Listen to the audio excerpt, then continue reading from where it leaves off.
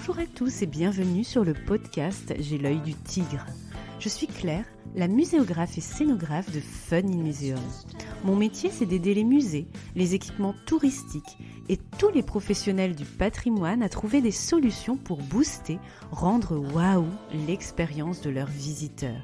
Chaque semaine, je vous donne les stratégies, les astuces et surtout de la bonne humeur pour réinventer avec moi le monde des musées, les rendre plus fun et vraiment accessibles à tous.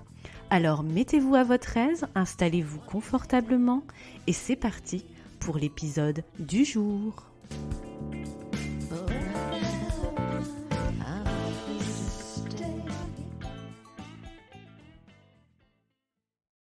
Bonjour et bienvenue dans ce nouvel épisode. Aujourd'hui, on va parler d'un sujet tendance qui avait un peu perdu de la vitesse ces 5 dernières années et qui revient sur le devant de la scène comme le bien-être au musée. C'est l'éco-conception et la responsabilité écologique du secteur des expositions. Pour commencer, je pense qu'il est important de distinguer deux notions qu'on confond souvent. L'éco-conception, sujet d'aujourd'hui, et le développement durable, dont je vous avais parlé dans le podcast 44. N'hésitez pas à l'écouter ou à le réécouter pour obtenir un volet théorique complet sur cette notion, mais aussi un plan d'action pour s'y mettre vraiment. Alors, quelle est la différence entre les deux, entre éco-conception et développement durable ? L'éco-conception s'attache avant tout à réduire l'impact écologique d'un projet en phase conception, réalisation, exploitation, puis revalorisation en fin de cycle de vie. Les objectifs sont surtout environnementaux. Le développement durable est une notion beaucoup plus large. Il consiste à produire des richesses, l'économie, tout en réduisant les inégalités, le social, sans dégrader l'environnement, l'écologie. Une démarche de développement durable est donc un équilibre entre 3 pôles, économie, social, écologie. Ces 3 entités forment 3 cercles avec au centre, dans la rencontre équilibrée des 3, le durable. Pour une institution, une stratégie de développement durable comprend des actions combinées sur ces 5 sujets. 1. La gouvernance d'un projet avec un engagement développement durable fort. 2. Les ressources humaines, dont le bien-être au travail et le recours à une politique d'insertion sociale. 3. Les bâtiments et terrains, par exemple le bâti est conçu et entretenu pour faciliter l'accès à tous les types de personnes, des enfants aux personnes âgées ou aux personnes à mobilité réduite, c'est le principe de l'accessibilité universelle, mais dans tout ce qui est bâtiments et terrains, on peut avoir aussi le profil environnemental, en fait de l'architectural jusqu'à la gestion des locaux poubelles. Ensuite, 4. L'approvisionnement et le matériel d'exposition, par exemple le réemploi de mêmes éléments pour différentes expositions, le choix de matériaux éco-responsables, recyclés, etc. Et ici, on retrouve donc une connexion avec l'éco-conception dont on va parler ensuite. Enfin, 5e sujet pour le développement durable, les activités et la communication.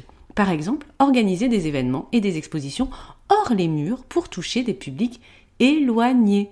Donc, vous voyez que l'éco-conception est un focus sur l'écologie d'un projet avec en chapeau des enjeux de préservation de la planète et des ressources en général. On réfléchit bien sûr dans l'éco-conception à des critères économiques, on choisit des intervenants particuliers, mais nous sommes dans une dimension différente du développement durable avec au cœur, vous l'avez compris, l'écologie, l'impact environnemental d'un projet.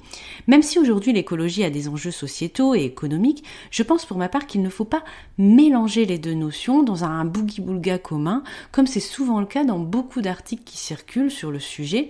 Il y a des connexions, mais ce sont 2 choses différentes. Même si l'éco-conception peut glisser vers une logique plus générale et donc le développement durable. Pour compléter cette entrée en matière, je vous partage 2 définitions officielles que je vous ai réécrites dans la description de cet épisode. Alors laissez tomber le stylo, vous pourrez les récupérer plus tard. La première définition est celle de l'ADEME, dont vous avez peut-être déjà entendu parler, l'Agence de l'environnement et de la maîtrise de l'énergie, connue aussi sous le nom d'Agence de la transition écologique. Donc écoutez bien.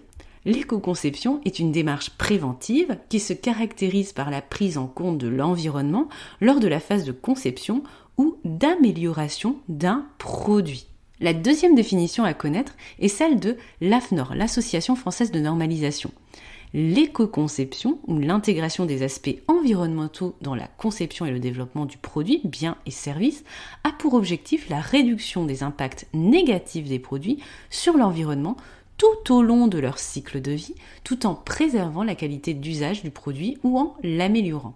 Avec ce que je viens de vous dire, on observe que l'éco-conception s'attache aux impacts sur l'environnement et à leur anticipation au moment donc de la conception. Donc on ne parle pas seulement de réalisation, de choix de matériaux, on le verra après, mais vraiment de conception.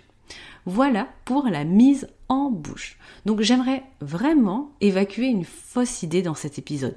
Souvent, on résume dans les pratiques l'éco-conception au choix de matériaux responsables, recyclables et recyclés pour fabriquer une exposition, en visant des matériaux locaux, donc en circuit court, avec un impact écologique faible en termes de quantité de déchets et aussi avec un cycle de vie optimal. Alors bien sûr, le choix des matériaux, de la qualité des encres, des impressions de vos panneaux, la limitation des cols, des solvants, etc. sont essentiels pour un projet éco-conçu. Par exemple, je travaille sur la création d'une exposition à Mayotte en ce moment où nous souhaitons être exemplaires à ce niveau parce que le projet, on est sur de l'économie bleue, de l'économie du tourisme, responsable de l'écotourisme, donc on ne peut pas y échapper, il faut qu'on soit exemplaire là-dessus. Donc on va utiliser par exemple des tongs de plage ramassés, recyclés, compressés pour faire des modules d'exposition multicolores comme des maquettes, etc. On va utiliser des matériaux locaux comme les bambous, la terre séchée, du carton compressé ramassé dans l'environnement pour créer du mobilier et des décors. Donc on va réemployer aussi des palettes de bois, mais aussi des canettes de soda, etc. Donc vrai challenge d'un point de vue scénographique, design, etc. Dans la future fabrication aussi avec des intervenants différents de ce dont j'ai l'habitude. Donc tous les matériaux locaux possibles avec une fabrication locale, quitte à impulser des filières économiques qui n'existent donc pas encore. Et donc là, on glisse vers le développement durable dans ce projet avec l'économie et le social, avec la création d'emplois, le développement de savoir-faire, etc. Mais l'éco-conception d'un projet d'exposition, ce n'est pas le choix de ces matériaux et un mode de fabrication uniquement. Ça s'illustre par de multiples petites actions annexes, tellement bêtes, entre guillemets, qu'on les oublie souvent. Par exemple, limiter l'impression de papier dans les documents de travail qu'on édite en utilisant le recto verso, le papier recyclé et en préférant les formats numériques. Et là, j'imagine que vous regardez un peu autour de vous sur votre bureau et toutes les impressions que vous avez faites. Donc, limitez-les au maximum. Ensuite, on peut aussi limiter en éco-conception les déplacements au cours d'un projet.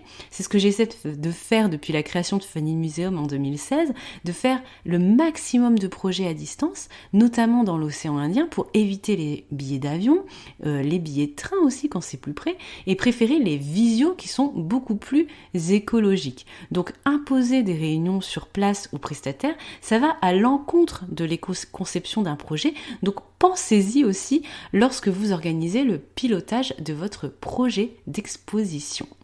Lors de la conception, on fait d'abord aussi l'inventaire de l'existant, s'il vous plaît, sur les mobiliers qui peuvent être réemployés, sur les ressources vidéo qui existent déjà avant de tout refaire.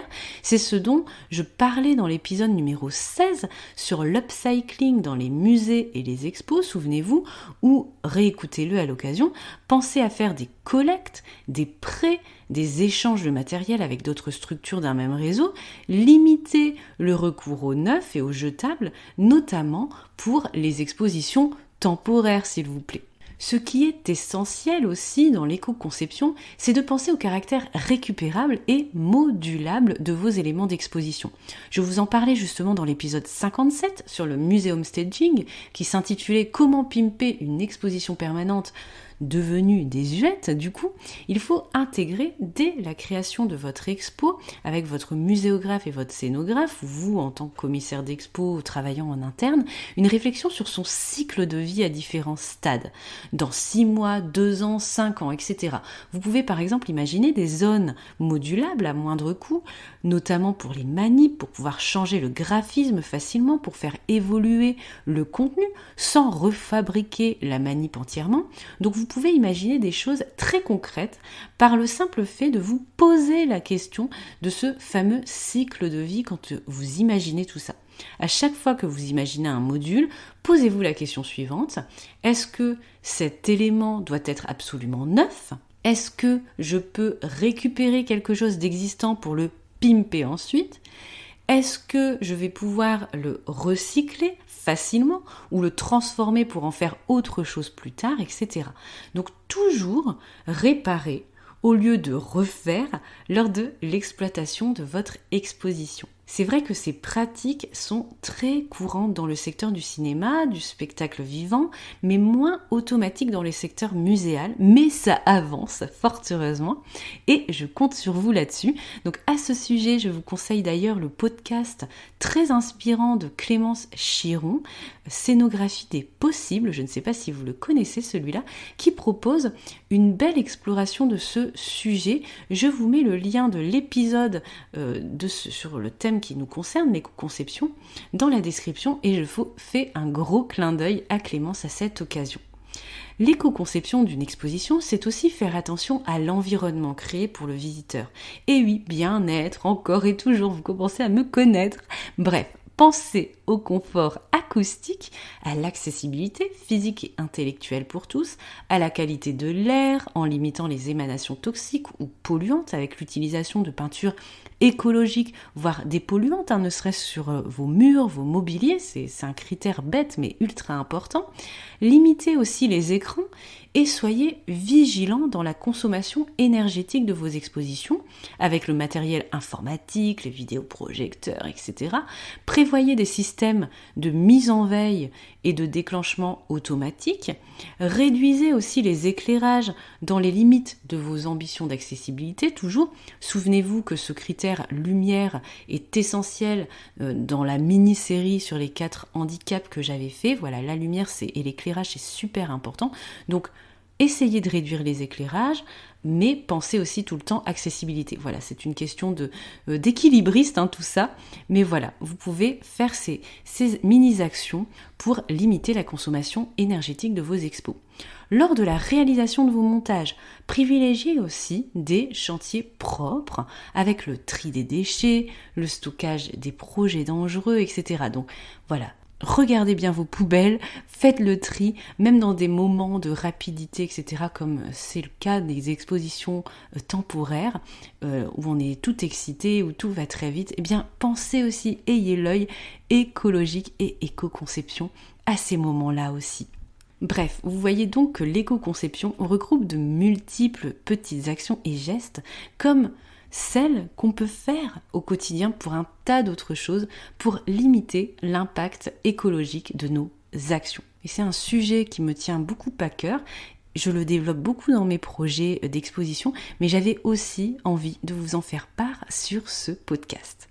En complément de cet épisode, je vous invite à télécharger l'une de mes ressources repères de ma boîte à outils, qui est un livret produit par Liffré avec de nombreux exemples inspirants, des conseils à chaque étape des projets conception, réalisation, exploitation, fin de vie, des conseils pour la rédaction de vos cahiers des charges à ce sujet et aussi une bibliographie, donc une petite mine d'or, ce livret que je vous livre en description de cet épisode avec le lien de téléchargement.